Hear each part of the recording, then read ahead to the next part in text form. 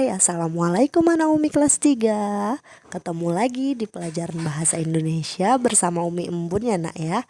Nah, hari ini kita belajar bahasa Indonesia materi wawancara ya nak. Nah, agar lebih paham materi hari ini, ya tonton terus ya video Umi Embun. Wawancara. Nah, anak Umi, sebelumnya Umi ingin bertanya, pernahkah anak Umi melihat wawancara? Nah, pasti pernah kan? Pernah melihat wawancara di TV. Nah, wawancara itu apa sih? Yuk, dengarkan penjelasan Umi ya.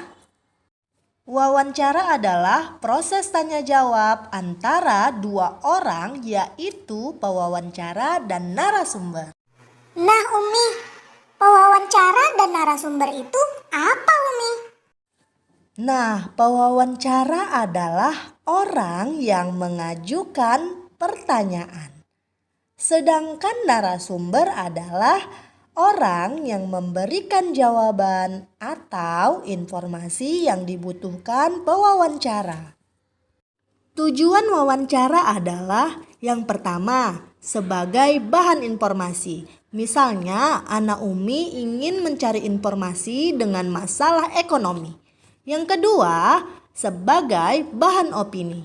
Misalnya, pendapat dan tanggapan narasumber terhadap suatu masalah. Yang ketiga, sebagai bahan cerita. Misalnya, wawancara tersebut bertujuan untuk mendukung penulis karya sastra. Dan yang keempat, sebagai bahan biografi. Misalnya, anak Umi ingin menulis riwayat hidup seseorang tokoh yang akan ditulis. Unsur-unsur atau hal-hal yang harus ada dalam sebuah wawancara. Yang pertama, harus ada pewawancara, yaitu orang yang mewawancarai atau orang yang mengajukan pertanyaan, atau juga orang yang mencari informasi. Yang kedua, harus ada narasumber. Narasumber juga sering disebut sebagai informan, yaitu orang yang diwawancarai dan memiliki informasi terkait topik pewawancara. Narasumber biasanya adalah seseorang yang ahli di bidang tertentu. Nah, yang ketiga adalah harus ada topik wawancara dan daftar pertanyaan. Nah, dan yang terakhir adalah waktu dan tempat wawancara. Nah, selanjutnya ada tahap-tahap wawancara. Wawancara harus dilakukan dengan berbagai persiapan. Nah, berikut tahap-tahap dalam wawancara.